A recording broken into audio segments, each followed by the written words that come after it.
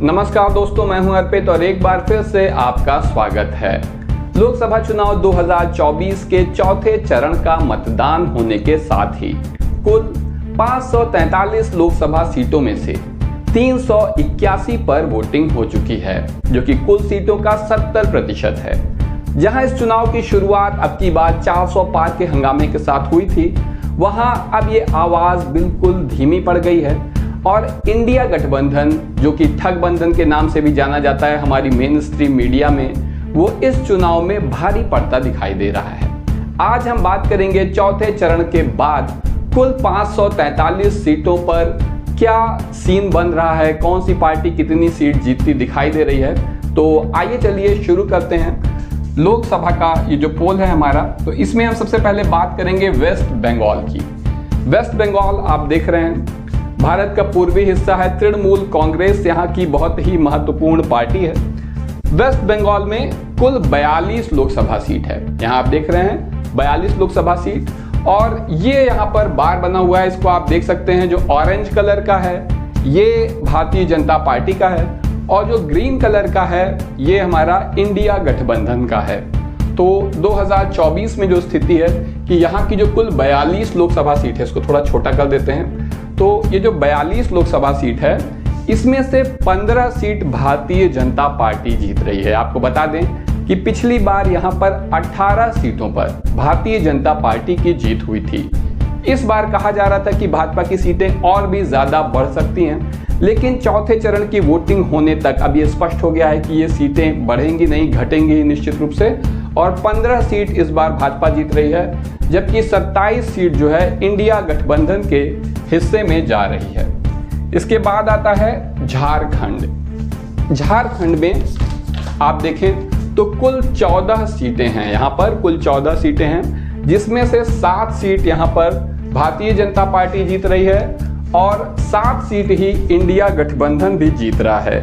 पिछली बार यहाँ पर भाजपा को 14 में से 11 सीट मिली थी, और आप देख सकते हैं कि वेस्ट बंगाल की तरह ही, पश्चिम बंगाल की तरह ही झारखंड में भी भारतीय जनता पार्टी की सीट कम हुई है। और ये एक पैटर्न है जो हर जगह पर दिखाई दे रहा है। लगातार आप देखेंगे आगे भी कि छत्तीसगढ़ में 11 लोकसभा सीट है आपके सामने, ये देखिए स्पष्ट रूप से। छत्तीसगढ़ में 11 लोकसभा सीट है। भारतीय जनता पार्टी को इस बार 6 सीट मिल रही है छत्तीसगढ़ में, और इंडिया गठबंधन को 5 सीट मिल रही है। पिछली बार भारतीय जनता पार्टी को यहीं पर 9 सीट मिली थी, छत्तीसगढ़ में 9 सीट मिली थी।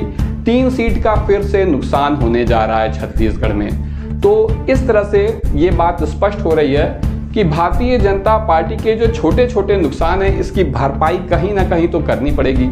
मोदी जी का प्लान था कि वो दक्षिण भारत में करेंगे। कितनी सफलता मिलती है आइए देखते हैं।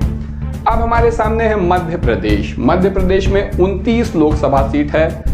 यहाँ पर पिछली बार भारतीय जनता पार्टी ने 28 सीट जीती थी। इस बार यहाँ पे बीजेपी को 20 सीट मिल रही है, जबकि 9 सीट इंडिया गठबंधन को मिल रही है।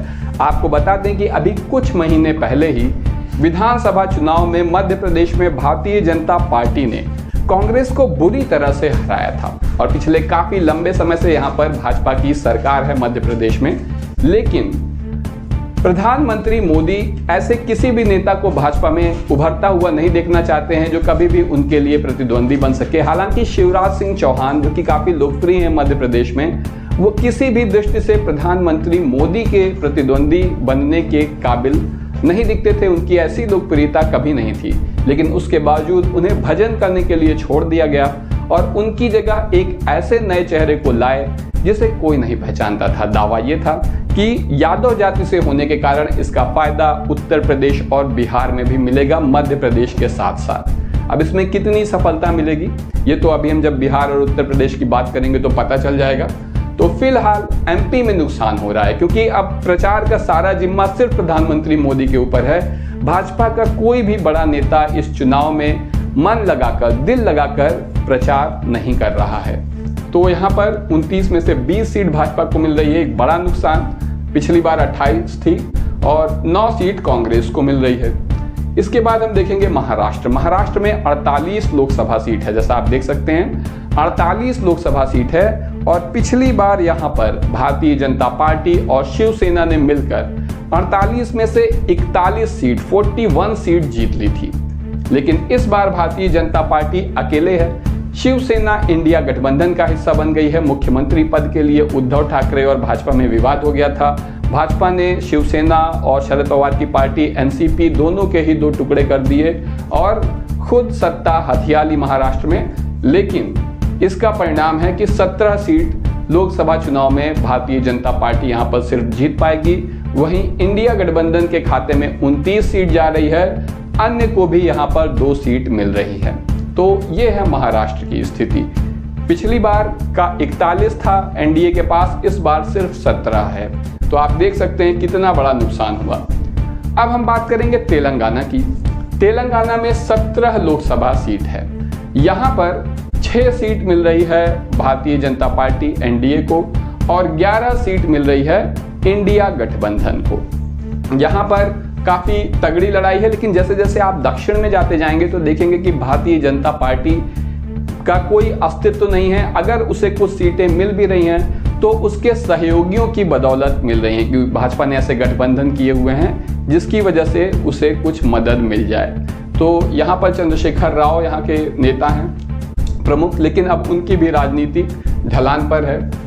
तेलंगाना से ही ओवैसी साहब भी आते हैं, जो कि ना तो इंडिया गठबंधन का हिस्सा है ना एनडीए का हिस्सा है, लेकिन वो एनडीए में तो कभी नहीं जा पाएंगे। अगर बाद में आवश्यकता पड़ी तो इंडिया गठबंधन के साथ आ सकते हैं। इसके बाद हम बात कर लेते हैं कर्नाटका की। आपको बता दें कर्नाटका में कुल 28 लोकसभा सीट है और इस 28 लोकसभा सीट में से 9 सीट मिल रही है एनडीए को और 19 सीट मिल रही है इंडिया गठबंधन को। कर्नाटका भी वो ऐसा प्रदेश है जहां पर कांग्रेस और भाजपा की सीधी फाइट होती है।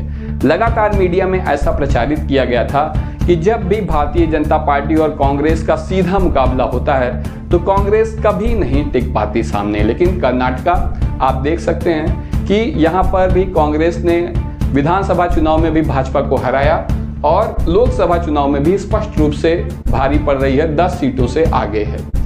इसके बाद हम बात करेंगे गोवा की। गोवा में 2 लोकसभा सीट है। अरब सागर से सटा हुआ पश्चिमी भारत का बहुत ही खूबसूरत प्रदेश। यहाँ पर 1 सीट भाजपा को मिल रही है, एनडीए को मिल रही है और 1 सीट इंडिया गठबंधन के खाते में जा रही है। इसके बाद हम बात कर रहे हैं केरला की। केरला में कुल 20 लोकसभा सीट है।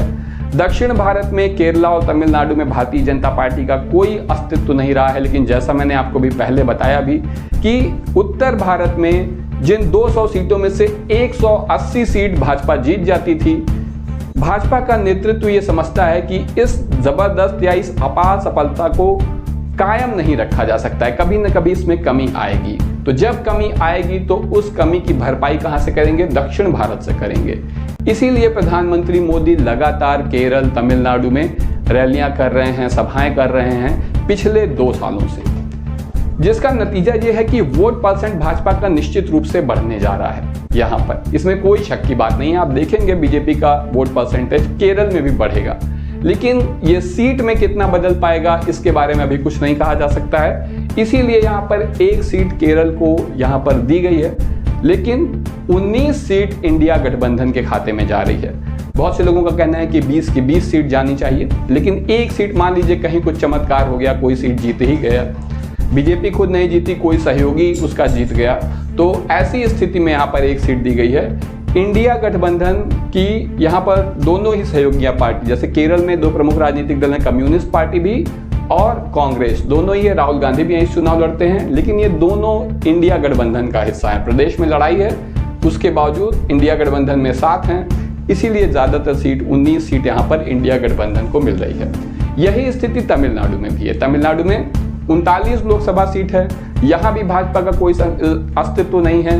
भाजपा लगातार पिछले 2 साल से यहाँ पर बहुत मेहनत की है। कुछ यहाँ के लोकल नेता काफी पॉपुलर हो गए हैं बीजेपी के, लेकिन उसके बावजूद यहाँ पर चमत्कार ही 1 सीट दिला सकता है, जो कि दिला देगा। लगभग 1 सीट मिल सकती है। वोट परसेंटेज में बढ़ोतरी होगी, इसमें कोई शक नहीं है। 38 सीट यहाँ पर दी जा रही है इंडिया गठबंधन को।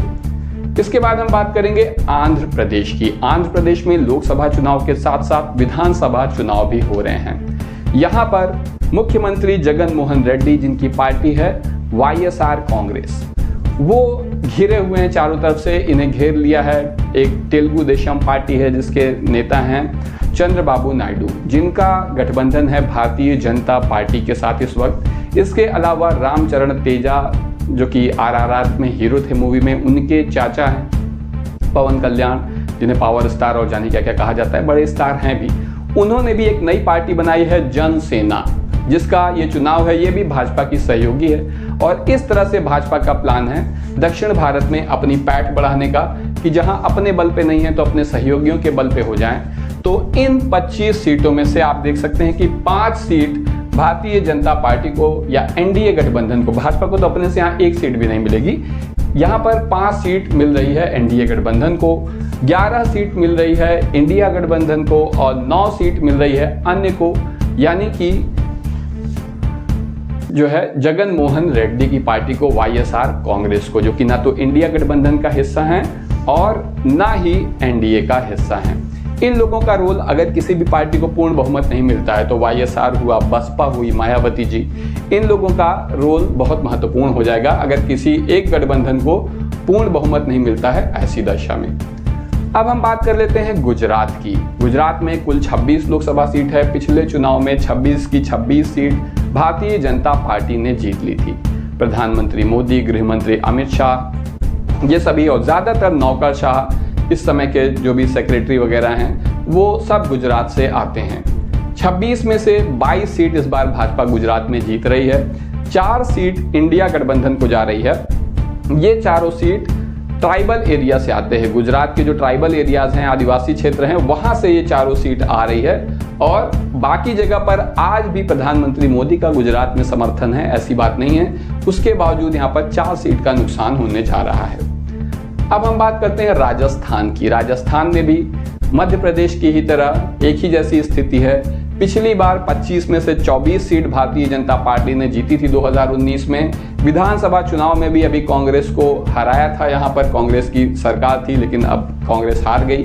उसके बावजूद यहाँ पर भाजपा पुराना प्रदर्शन नहीं दोहरा पा रही है। इसके पीछे वजह यही है कि यहाँ पर क्षत्रिय समाज, राजपूत समाज काफ़ी नाराज है भाजपा से, क्योंकि एक नए चेहरे को लाकर यहाँ पर बना दिया गया है मुख्यमंत्री, जिसकी किसी को उम्मीद नहीं थी।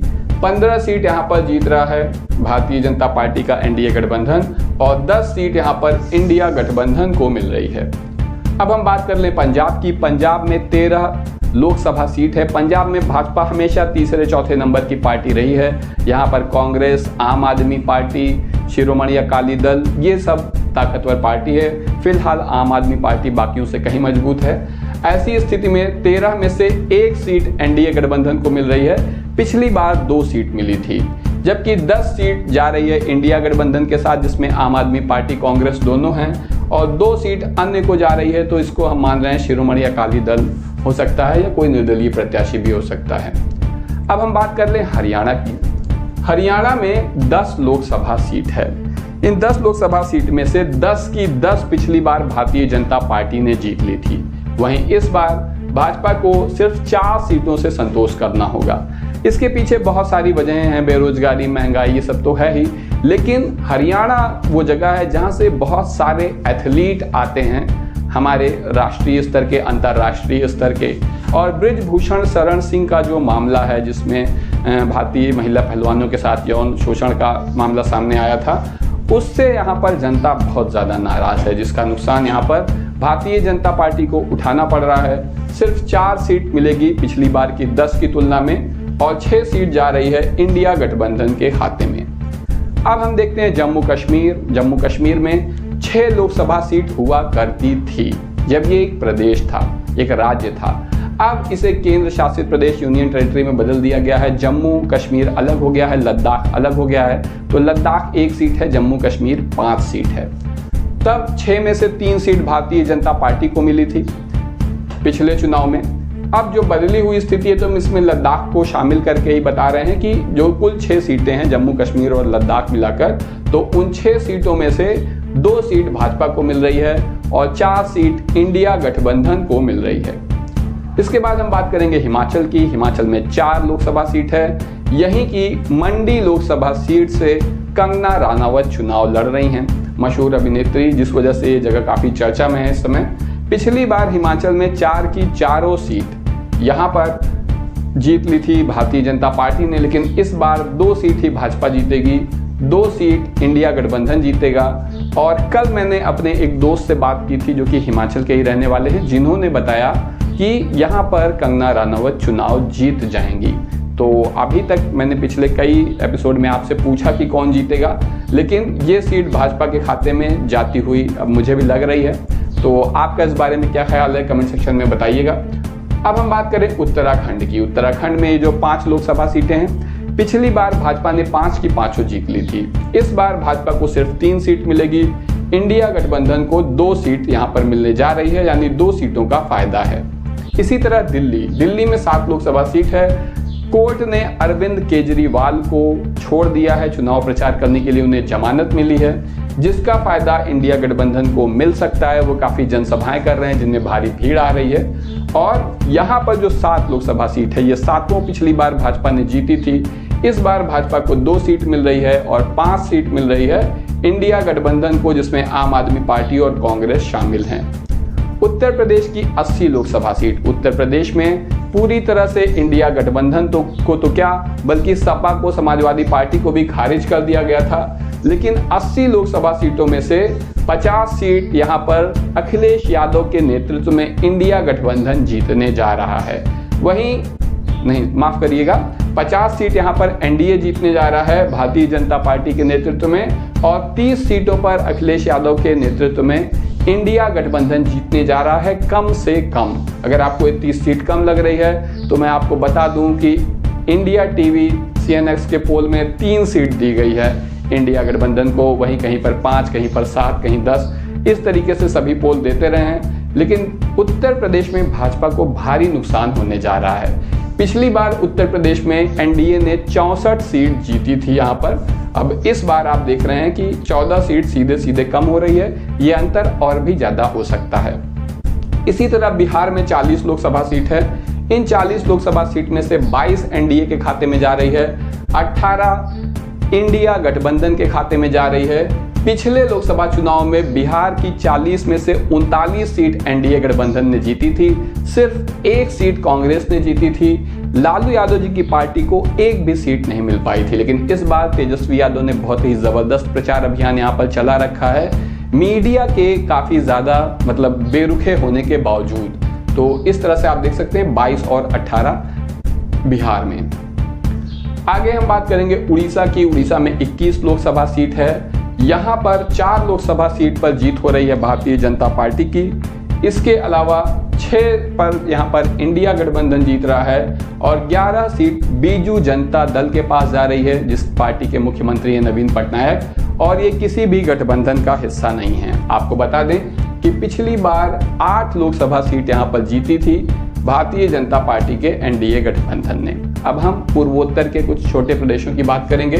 सिक्किम में 1 सीट है, जा रही है एनडीए के खाते में। असम में 14 सीट है, 7 इसमें से जीतेगी एनडीए और 1 और 7 जीतेगी इंडिया गठबंधन। बराबरी का मुकाबला है यहाँ पर। इसके अलावा मेघालय में 2 सीट है, दोनों ही को इंडिया गठबंधन और एनडीए दोनों को 1-1 सीट मिल रही है। अरुणाचल में 2 सीट है, एनडीए और इंडिया गठबंधन दोनों को 1 सीट मिल रही है। नागालैंड में 1 सीट है जो कि इंडिया गठबंधन के खाते में जा रही है। मणिपुर में 2 सीट है और ये दोनों ही सीट इंडिया गठबंधन के खाते में जा रही है। यहाँ काफ़ी ज़्यादा दंगा फसाद चल रहा है इस वक्त। मिजोरम में 1 सीट है और ये भी इंडिया गठबंधन के खाते में जा रही है। त्रिपुरा में 2 सीट है, एक एनडीए के खाते में है और दूसरी इंडिया गठबंधन के खाते में है। वहीं अंडमान निकोबार में 1 लोकसभा सीट है और ये जा रही है इंडिया गठबंधन के खाते में।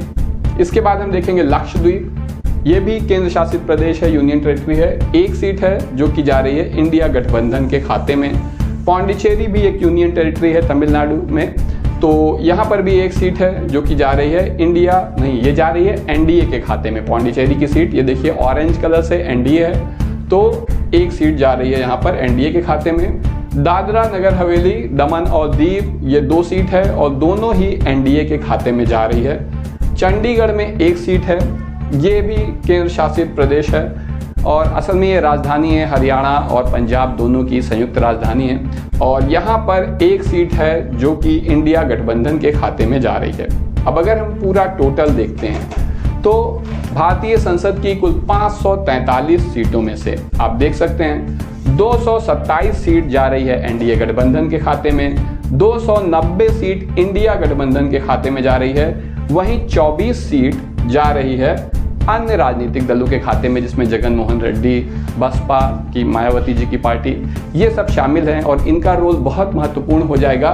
अगर यहाँ से मान लीजिए कि 30 सीट कम हो जाती है इंडिया गठबंधन की और इनकी 30 बढ़ जाती है तो फिर अन्य दल किसके साथ जाएंगे ये बहुत महत्वपूर्ण हो जाएगा। लेकिन फिलहाल इंडिया गठबंधन अपने बल पर पूर्ण बहुमत से सरकार बनाता हुआ दिखाई दे रहा है। इस बारे में आपका क्या कहना है कमेंट सेक्शन में ज़रूर बताएं। आज के लिए बस इतना ही, धन्यवाद।